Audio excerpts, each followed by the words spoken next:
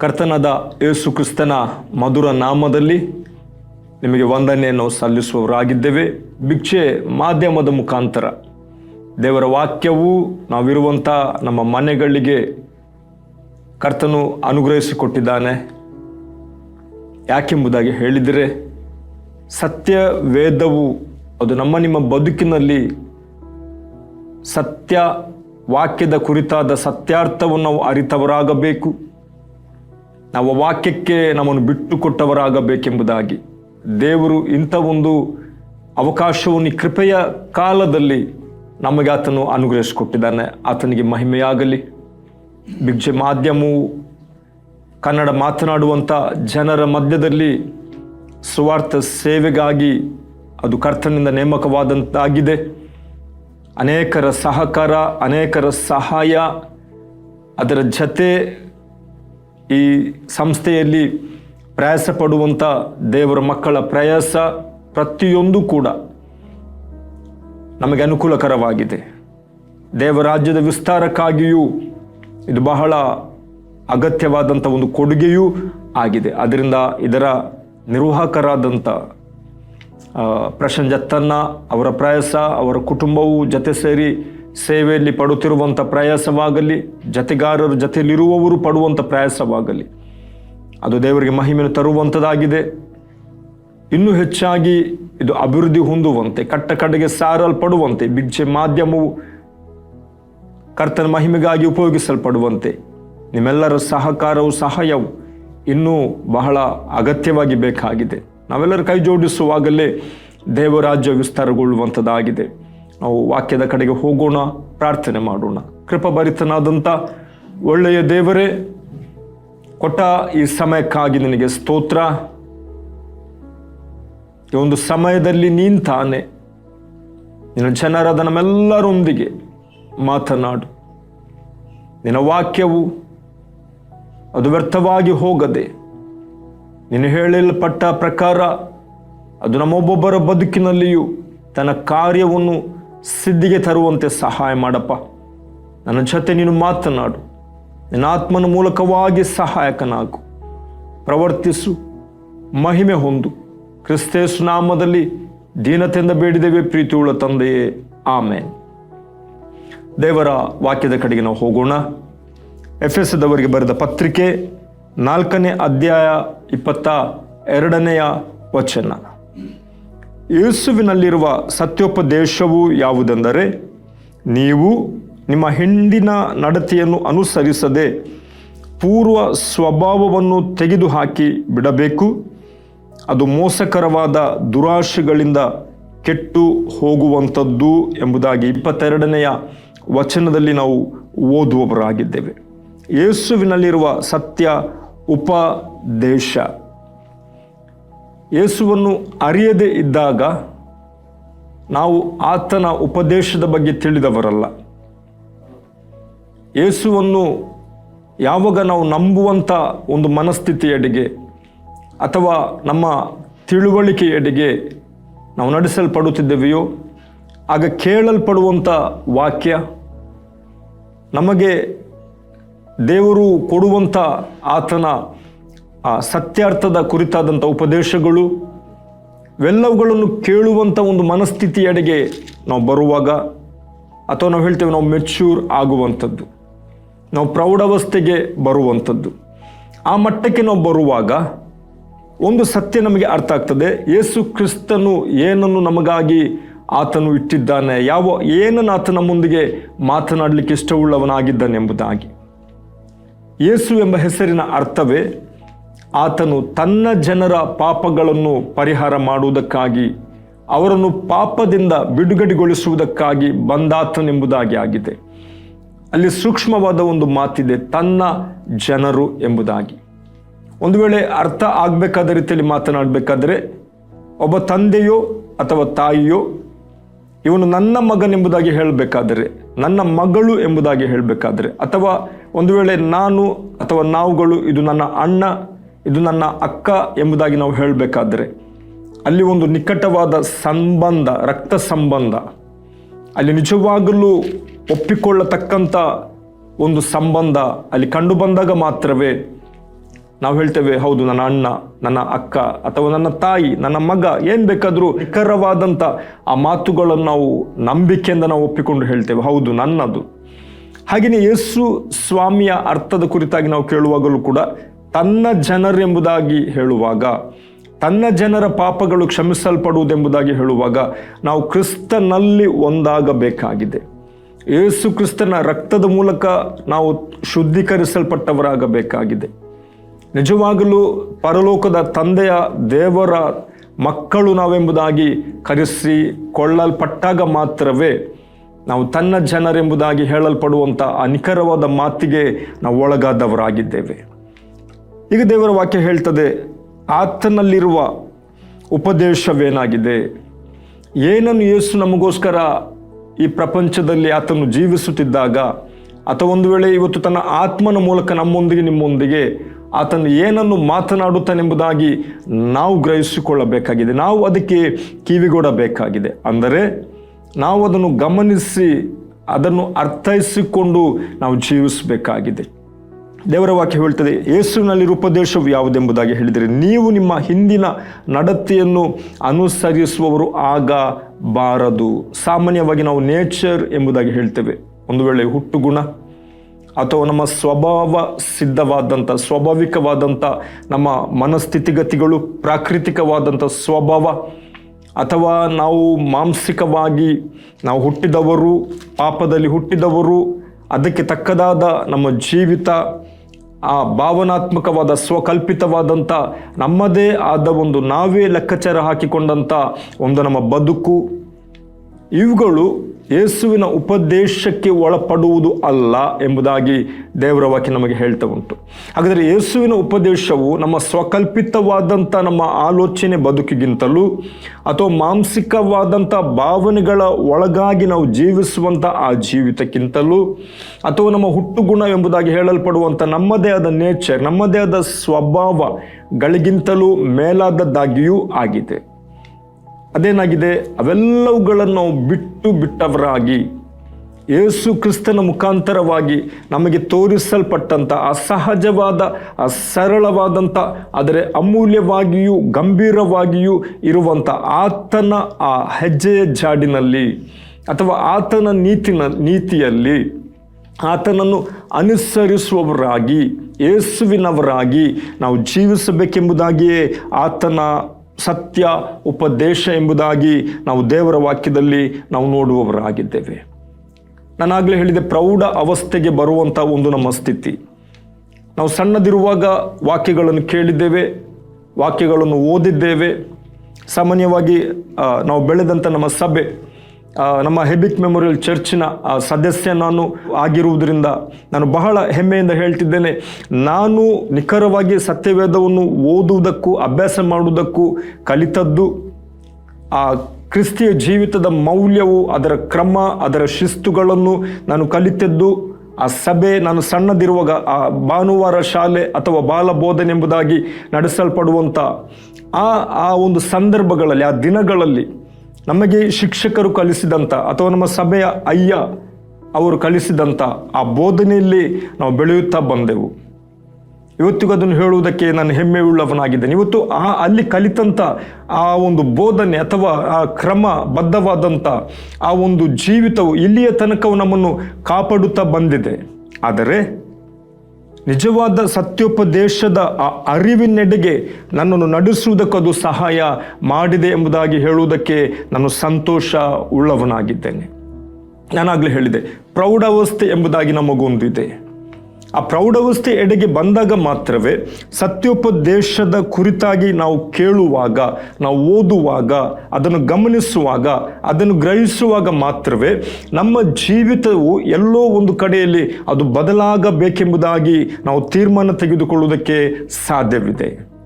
ಅದಕ್ಕೆ ದೇವರ ವಾಕ್ಯದಲ್ಲಿ ನಾವು ನೋಡಿದ ಪ್ರಕಾರ ದೇವರ ವಾಕ್ಯ ಹೇಳ್ತದೆ, ನೀವು ನಿಮ್ಮ ಹಿಂದಿನ ನಡತೆಯನ್ನು ಅನುಸರಿಸದೆ. ಇದು ಸತ್ಯವೇದವನ್ನು ಓದಿ ಕೇಳುವಂಥ ಪ್ರತಿಯೊಬ್ಬನಿಗೂ ಕೊಡಲ್ಪಟ್ಟಂಥ ಒಂದು ಕರೆಯಾಗಿದೆ. ಅದಕ್ಕೆ ಇಂಥವರೇ ಆಗಿರಬೇಕು, ಕಲಿತವರೇ ಆಗಿದ್ದಿರಬೇಕು, ಅಥವಾ ಬೇರೆ ಯಾವುದೇ ಒಂದು ಸ್ಥಾನದಲ್ಲಿ ಇರುವವರಾಗಿರಬೇಕೆಂಬುದಾಗಿ ಯಾರೂ ಇಲ್ಲ. ನೀವು ಅಥವಾ ನಾನು ಹೇಳ್ಬೋದು, ನಾನು ವಾಕ್ಯವನ್ನು ಕೇಳುವಂಥ, ಸತ್ಯವೇದವನ್ನು ಓದುವಂಥ ನಮ್ಮೆಲ್ಲರಿಗೂ ಕೊಡಲ್ಪಟ್ಟಂಥ ಒಂದು ಕರೆ ಏನೆಂಬುದಾಗಿ ಹೇಳಿದರೆ, ಯೇಸುವಿನ ಉಪದೇಶವನ್ನು, ಸತ್ಯೋಪದೇಶವನ್ನು ಯಾವಾಗ ಅರಿತುಕೊಳ್ಳುವಂಥ ಆ ಸ್ಥಿತಿಗೆ ನನ್ನ ಮನಸ್ಸು ತೆರೆಯಲ್ಪಡುತ್ತದೆಯೋ, ಯಾವಾಗ ಅದನ್ನು ಗ್ರಹಿಸಿಕೊಂಡು ಅದಕ್ಕೆ ಒಳಗಾಗಬೇಕೆಂಬಂಥ ಅರಿವಿನೆಡೆಗೆ ನಡೆಸಲ್ಪಡುತ್ತೇನೆಯೋ, ಆಗ ನನ್ನಲ್ಲಿ ಒಂದು ತೀರ್ಮಾನ, ನಾನು ನನ್ನ ಹಿಂದಿನ ಸ್ವಾಭಾವಿಕವಾದಂಥ, ಭಾವನಾತ್ಮಕವಾದಂಥ, ನನ್ನದೇ ಆದ ಕೆಲವು ನಾನೇ ಕಲ್ಪಿಸಿಕೊಂಡಂಥ ಕಾಲ್ಪನಿಕವಾದ ಸಂಗತಿಗಳಿಂದ ನಾನು ಹೊರಗೆ ಬಂದು ನಿಜವಾಗಲೂ ಸತ್ಯವನ್ನು ಅರಿತವನಾಗಿ, ನನ್ನ ಗುಣಲಕ್ಷಣಗಳಲ್ಲಿ, ನನ್ನ ನಡತೆಯಲ್ಲಿ, ನನ್ನ ಜೀವಿತದ ಪ್ರತಿಯೊಂದು ಆಗುಹೋಗುಗಳಲ್ಲಿ ನಾನು ಬದಲಾದ ವ್ಯಕ್ತಿಯಾಗಿ ನಾನು ಜೀವಿಸಬೇಕೆಂಬುದಾಗಿ ದೇವರ ವಾಕ್ಯವು ನಮಗೆ ಕರೆಯನ್ನು ಕೊಡುವಂಥದ್ದಾಗಿದೆ. ಒಂದು ವೇಳೆ ನಾನು ಕೇಳಿನೂ, ನಾನು ಓದಿನೂ, ಅದಕ್ಕೆ ನನ್ನನ್ನು ನಾನು ಒಪ್ಪಿಸಿಕೊಡದೆ ಹೋದಾಗ, ಅಥವಾ ಆ ವಾಕ್ಯಕ್ಕೆ ಅಥವಾ ಸಾರಲ್ಪಡುತ್ತಿರುವ ಸುವಾರ್ತೆಗೆ ನಾನು ಒಳಗಾಗದೆ ಹೋದಾಗ, ದೇವರ ವಾಕ್ಯ ಹೇಳ್ತದೆ, ನನ್ನನ್ನು ನಾನೇ ಮೋಸಪಡಿಸಿಕೊಂಡವನು. ಅಂದರೆ ನನ್ನನ್ನು ನಾನು ವಂಚಿಸಿಕೊಂಡವನು. ಅನೇಕ ಬಾರಿ ಮತ್ತೊಬ್ಬರಿಂದ ನಾವು ಮೋಸಕ್ಕೊಳಗಾದಾಗ ಬಹಳ ದುಃಖ ಪಡ್ತೇವೆ. ಅಯ್ಯೋ, ನಾನು ನಂಬಿಬಿಟ್ಟೆ, ಅಥವಾ ಇಂಥವರ ಜೊತೆಯಲ್ಲಿದ್ದೆ. ಅನೇಕ ಬಾರಿ ತಿಳಿದು ಮೋಸ ಹೋಗುವುದಿದೆ, ಅನೇಕ ಬಾರಿ ತಿಳಿಯದೆ ನಾವು ವಂಚಿತರಾಗುವುದಿದೆ. ಆಗ ಬಹಳಷ್ಟು ನಾವು ವೇದನೆಗೊಳಗಾಗ್ತೇವೆ, ಚಿಂತೆ ಪಡ್ತೇವೆ. ಹೀಗೆ ಆಗಬಾರ್ದಿತ್ತು, ಒಳ್ಳೆಯದಾಯಿತು, ಅನುಭವಕ್ಕೆ ಹೀಗೆ ಆಯಿತು, ಇನ್ನು ಮುಂದಕ್ಕೆ ನಾನು ಎಚ್ಚೆತ್ತುಕೊಳ್ಳಬೇಕೆಂಬಂಥ ಒಂದು ತೀರ್ಮಾನದೆಡೆಗೆ ನಾವು ಬಂದು, ನಾವು ಸ್ವಲ್ಪ ಯಾವ ಮಟ್ಟದಲ್ಲಿದ್ದೇವೆಯೋ ಆ ಮಟ್ಟದಿಂದ ನಾವು ಬದಲಾಗ್ತೇವೆ. ನಾವು ಮತ್ತೊಂದು ಹೆಜ್ಜೆ ನೆಡುವವರಾಗಿದ್ದೇವೆ, ನಾವು ಕಲಿತೇವೆ. ಹೀಗಾಗುವುದಿಲ್ಲ, ಮುಂದಕ್ಕೆ ಎಚ್ಚೆತ್ತುಕೊಂಡು ನಾವು ಜೀವಿಸುವಾಗ ಇಂಥ ವಂಚನೆಯಿಂದ ನಾವು ತಪ್ಪಿಸಲ್ಪಡಬಹುದೆಂಬುದಾಗಿ. ಅದೇ ರೀತಿ ದೇವರ ವಾಕ್ಯ ಕೂಡ ನಮಗೆ ಹೇಳ್ತದೆ, ನೀವು ಬರೀ ಕೇಳುವವರಾಗಿ ಇರುವುದಾದರೆ, ನೀವು ಬರೀ ಓದುವವರಾಗಿ ಇರುವುದಾದರೆ, ಅಥವಾ ಒಂದು ವೇಳೆ ನಾನು ಬರೀ ಸಂದೇಶವನ್ನು ಕೊಡುವವನಾಗಿಯೇ ಇರುವವನಾದರೆ, ಅದರಲ್ಲಿರುವಂಥ ಸತ್ಯ ಉಪದೇಶದಲ್ಲಿ ನಾನು ಪಾಲುಗಾರನು ಆಗದೆ ಹೋಗುವುದಾದರೆ, ನಾನು ನನ್ನನ್ನೇ ದೇವರಿಂದ ದೂರ ಮಾಡುವವನಾಗಿದ್ದೇನೆ. ಓದುವಂಥ ಸತ್ಯವೇದ ಎಂಬುದಾಗಿ ನಮ್ಮೆಲ್ಲರ ಕೈಗಳಲ್ಲಿ ಕೊಡಲ್ಪಟ್ಟಂಥ ವಾಕ್ಯಕ್ಕೆ ಬೆಲೆ ತೆರೆದವನಾಗಿ ನಾನು ಜೀವಿಸುವವನಾಗಿ ಕಂಡು ಬರುವವನಾಗಿದ್ದೇನೆ. ಆದರೆ ದೇವರ ವಾಕ್ಯವು ನಮ್ಮನ್ನು ಅದಕ್ಕಾಗಿ ಕರೆಯಲಿಲ್ಲ. ಯೇಸು ಕ್ರಿಸ್ತನ ಈ ಲೋಕಕ್ಕೆ ಅದಕ್ಕಾಗಿ ಬಂದವನಲ್ಲ, ಅದಕ್ಕಾಗಿ ನಾವು ನೇಮಿಸಲ್ಪಟ್ಟವರಲ್ಲ. ಅನೇಕ ಬಾರಿ ನಾವು ಹಾಡುವ ಹಾಡುಗಳು ಕೂಡ ಅದು ಬರೇ ಹಾಡಾಗಿ ಇರ್ತದೆ ಹೊರತು, ಅದರಲ್ಲಿರುವಂಥ ಬರೆಯಲ್ಪಟ್ಟಂಥ ಆ ಅಮೂಲ್ಯವಾದಂಥ ಮಾತುಗಳು ಅದು ನಮ್ಮ ಬದುಕಿನ ಪಾಲಾಗಿ ಇರುವುದಿಲ್ಲ, ಅದು ಬರೇ ಹಾಡಾಗಿ ಇರ್ತದೆ. ಹಾಗೆ ಅನೇಕ ಬಾರಿ ವಾಕ್ಯ ನಮ್ಮ ಜೀವಿತಕ್ಕೆ ಬರೇ ಒಂದು ಕಲಿಯುವುದಕ್ಕಾಗಿನ, ಅಥವಾ ಒಂದು ವೇಳೆ ನಮಗೆ ಇದು ತಿಳಿದದೆ ಎಂಬುದಾಗಿ ಹೇಳಿಕೊಳ್ಳುವುದಕ್ಕಾಗಿನ, ಅಥವಾ ನಾವು ಓದಿದ್ದೇವೆ ಎಂಬುದಾಗಿ ಓದಿ ಸಂತೃಪ್ತಿಗೊಳ್ಳುವುದಕ್ಕಾಗಿನ ಅದು ನಮ್ಮ ಪಾಲಾಗಿರ್ತದೆ, ಅದು ನಮ್ಮ ಜೀವಿತದ ಒಂದು ಭಾಗವಾಗಿರ್ತದೆ.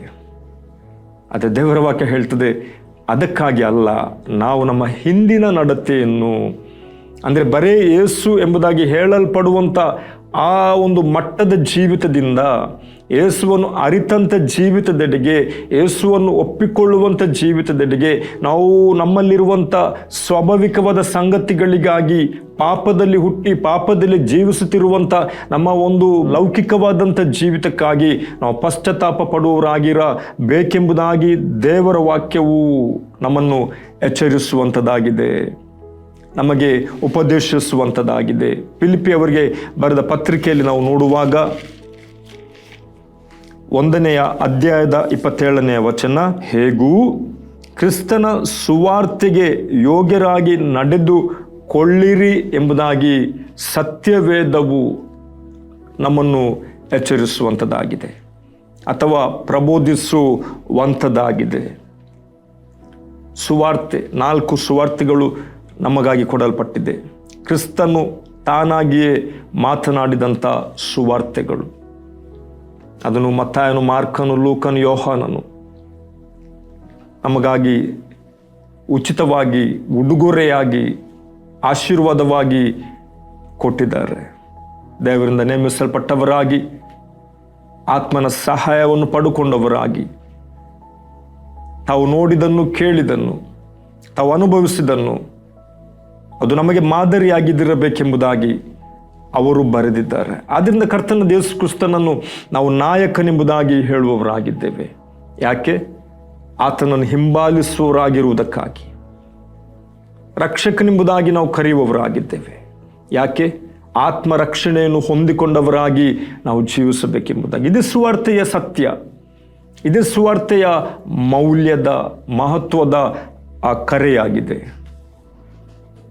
ಅದನ್ನು ನಾವು ಯಾವಾಗ ಅರ್ಥ ಮಾಡಿಕೊಳ್ಳುತ್ತೇವೆ, ಯಾವಾಗ ಅದಕ್ಕಾಗಿ ನಮ್ಮನ್ನು ಬಿಟ್ಟು ಕೊಡುವವರಾಗಿದ್ದೇವೆ, ಆಗ ನಮ್ಮ ಜೀವಿತವು ನೂತನ ಜೀವಿತವಾಗಿ, ಸುವಾರ್ತೆಗೆ ಒಳಗಾದಂಥ ಜೀವಿತವಾಗಿ, ನಮ್ಮ ಗುಣಲಕ್ಷಣಗಳು, ನಮ್ಮ ಆಂತರ್ಯದ ಅನೇಕ ಸಂಗತಿಗಳು, ನಮ್ಮ ಸ್ವಭಾವಗಳು ಎಲ್ಲವೂ ಮಾರ್ಪಾಡ್ತದೆ. ಯಾವಾಗ? ನಾವು ಸುವಾರ್ತೆಗೆ ಒಳಗಾದಾಗ. ನಮಗೆ ನೇಮಕವಾದಂಥ ಸಭೆಗಳಲ್ಲಿ ಇದೇ ಸತ್ಯವೇದದ ಕುರಿತಾಗಿ ನಾವು ಸಂದೇಶಗಳನ್ನು ಕೇಳುವವರಾಗಿದ್ದೇವೆ, ನಾವು ಉಪದೇಶಗಳನ್ನು ಕೇಳುವವರಾಗಿದ್ದೇವೆ. ನಾನಾಗತಾನೆ ಹೇಳಿದ ಹಾಗೆ ಅದು ಕೇಳಲ್ಪಡುವುದಕ್ಕಾಗಿ ಮಾತ್ರವೇ ಅದು ಸೀಮಿತವಾಗಿರುವಂಥದ್ದಲ್ಲ. ಅದು ಒಪ್ಪಿಕೊಂಡು ನಮ್ಮ ತಪ್ಪುಗಳನ್ನು ಅರಿಕೆ ಮಾಡಿ ಬಿಟ್ಟು ನೂತನ ಜೀವಿತವನ್ನು ಮಾಡುವುದಕ್ಕಾಗಿ ಕೊಡಲ್ಪಡುವ ಕರೆಯಾಗಿದೆ. ಅದಕ್ಕಾಗಿ ನಮಗೆ ಸಭೆ, ಅದಕ್ಕಾಗಿ ನಮಗೆ ಸಭಾಪಾಲಕರು, ಅದಕ್ಕಾಗಿ ಆ ಯೇಸು ಕ್ರಿಸ್ತನ ಲೋಕಕ್ಕೆ ಬಂದವನಾಗಿ ನಾವು ಯೇಸು ಎಂಬ ಹೆಸರನ್ನು ಎತ್ತುವವರಾಗಿದ್ದೇವೆ, ನಾವು ಮಾತನಾಡುವವರಾಗಿದ್ದೇವೆ, ನಾವು ಸಂತೋಷ ಪಡುವವರಾಗಿದ್ದೇವೆ. ಕ್ರಿಸ್ತನ ನಿಮಿತ್ತವಾಗಿ ನಮಗಾಗಿ ನೇಮಕ ಮಾಡಿದ ಪ್ರತಿಯೊಂದು ಹಬ್ಬಗಳನ್ನು, ಆಚರಣೆಗಳನ್ನು ನಾವು ನೆನಪಿಗೆ ತಂದುಕೊಂಡು ಆಚರಿಸುವವರಾಗಿದ್ದೇವೆ. ಅದರ ಆಚರಣೆಯು ಅನುಸರಣೆಯೊಂದಿಗೆ ಇರುವಾಗ ಮಾತ್ರವೇ ನಮ್ಮ ಬದುಕು ದೇವರಿಗೆ ಅದು ಮಹಿಮೆ ತರುವಂಥದ್ದಾಗಿದೆ. ಧರ್ಮೋಪದೇಶ ಕಾಂಡದಲ್ಲಿ ಇಸ್ರೇಲರ ಕುರಿತಾಗಿ ನಾವು ನೋಡುವಾಗ ಅಲ್ಲಿ ಮೋಶೆ ಮುಖಾಂತರವಾಗಿ ದೇವರು ಹೇಳುವಂಥ ಒಂದು ಎಚ್ಚರಿಕೆಯ ಮಾತು, ಧರ್ಮೋಪದೇಶ ಕಾಂಡ 6ನೇ ಅಧ್ಯಾಯ 6ನೇ ವಚನ, ನಾನು ಈಗ ನಿಮಗೆ ತಿಳಿಸುವ ಮಾತುಗಳು ನಿಮ್ಮ ಹೃದಯದಲ್ಲಿ ಇರಬೇಕು, ಇವುಗಳನ್ನು ನಿಮ್ಮ ಮಕ್ಕಳಿಗೆ ಅಭ್ಯಾಸ ಮಾಡಿಸಿ, ಮನೆಯಲ್ಲಿ ಕೂತಿರುವಾಗಲೂ, ದಾರಿ ನಡೆಯುವಾಗಲೂ, ಮಲಗುವಾಗಲೂ, ಏಳುವಾಗಲೂ ಇವುಗಳ ವಿಷಯದಲ್ಲಿ ಮಾತಾಡಬೇಕು, ಹೃದಯದಲ್ಲಿ ಇಟ್ಟುಕೊಳ್ಳಬೇಕು. ದೇವರ ವಾಕ್ಯವು ಬಿತ್ತಲ್ಪಡುವಂಥ ಒಂದು ಹೃದಯ, ಒಂದು ಹಸನಾದ ಭೂಮಿ ನಮ್ಮ ಜೀವಿತವಾಗಿದ್ದಿರಬೇಕು. ಆಗ ಮಾತ್ರ ಬಿತ್ತಲ್ಪಟ್ಟ ಬೀಜವು ಅದು ಮೊಳೆತು ಅದು ಫಲ ಕೊಡುವುದಕ್ಕೆ ಸಾಧ್ಯ. ಅದೇ ಬಿತ್ತಲ್ಪಟ್ಟ ಬೀಜವನ್ನು ಅದು ಮೊಳೆಯುವಂತೆ ನಾವು ಅದನ್ನು ಕಾಪಾಡಿಕೊಳ್ಬೇಕು. ಕಾಪಾಡಿಕೊಂಡಂಥ ನಾವುಗಳು ಆ ಫಲವನ್ನು ಅನುಭವಿಸುವುದಕ್ಕಾಗಿ ನಾವು ಪ್ರಯಾಸ ಪಡುವವರಾಗಬೇಕು, ಬಿಟ್ಟು ಕೊಟ್ಟವರಾಗಬೇಕು.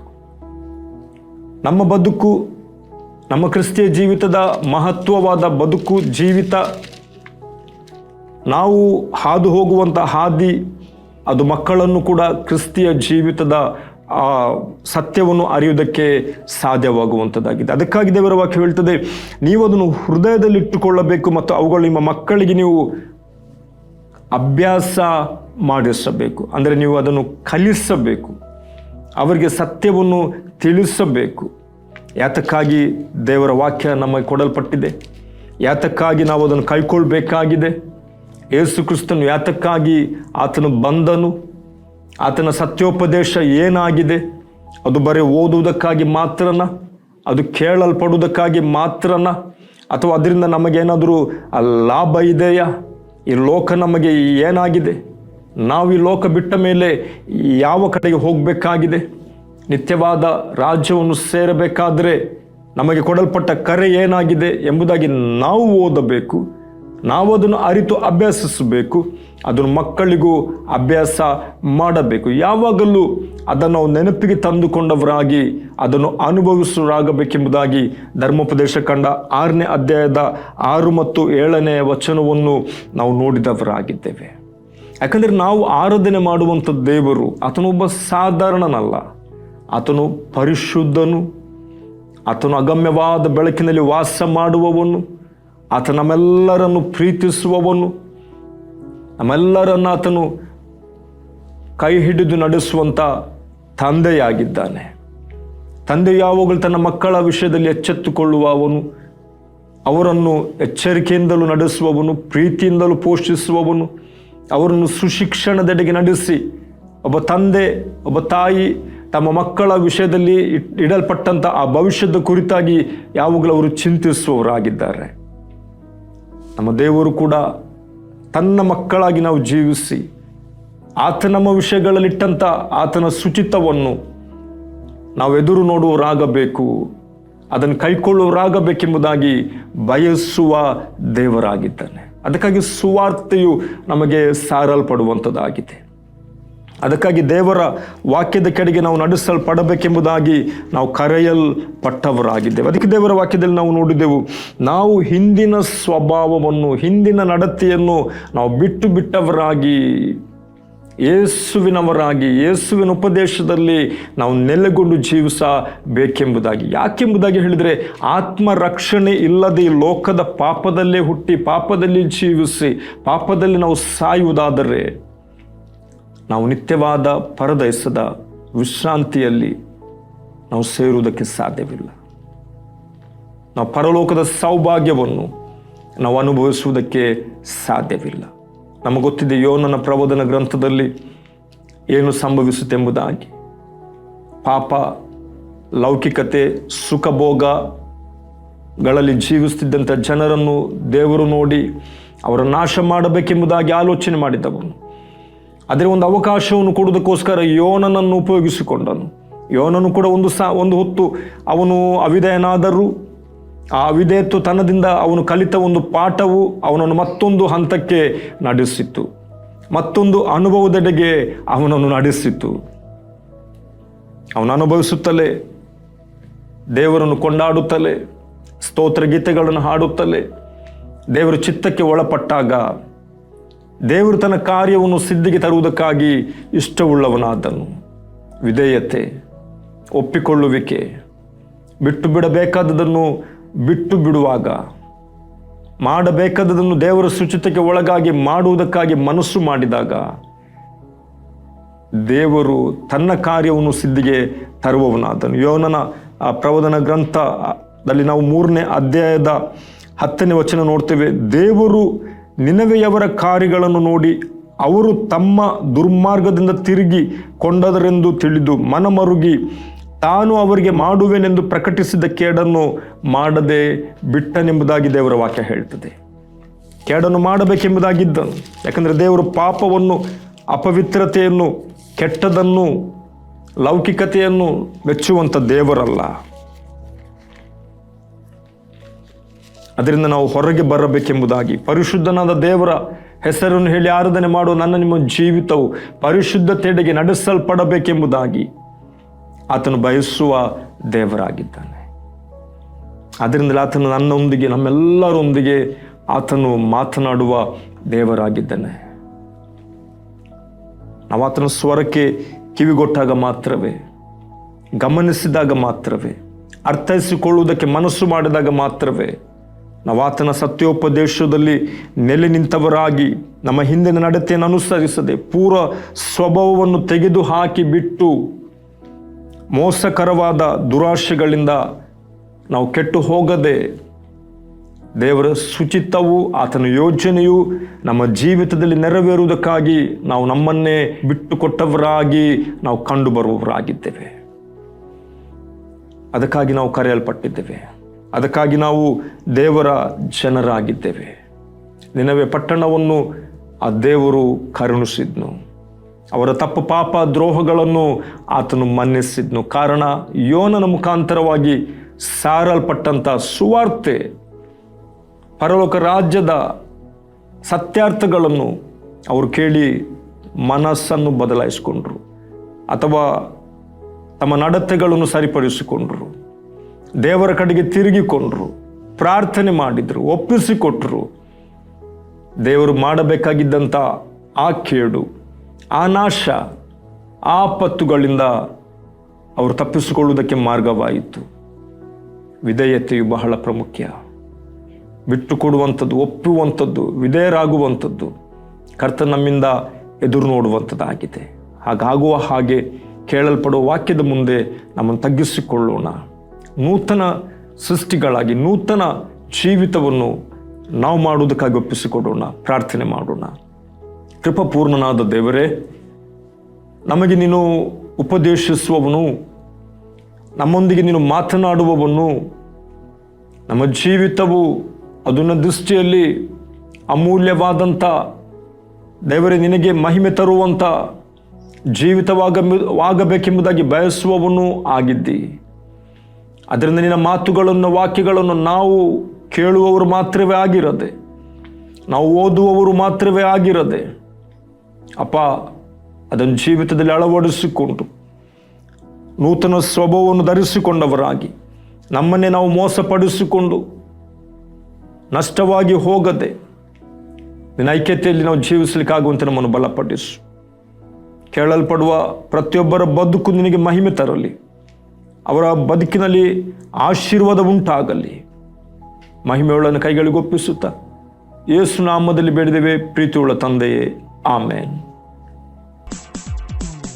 ಸುವಾರ್ತೆ ತಲುಪದ ಊರು ಇರಲೇಬಾರದು, ಸಭೆಯೂ ಇಲ್ಲದ ಗ್ರಾಮ ಇರಬಾರದೆಲ್ಲಿಯೂ. ಸುವಾರ್ತೆ ತಲುಪದ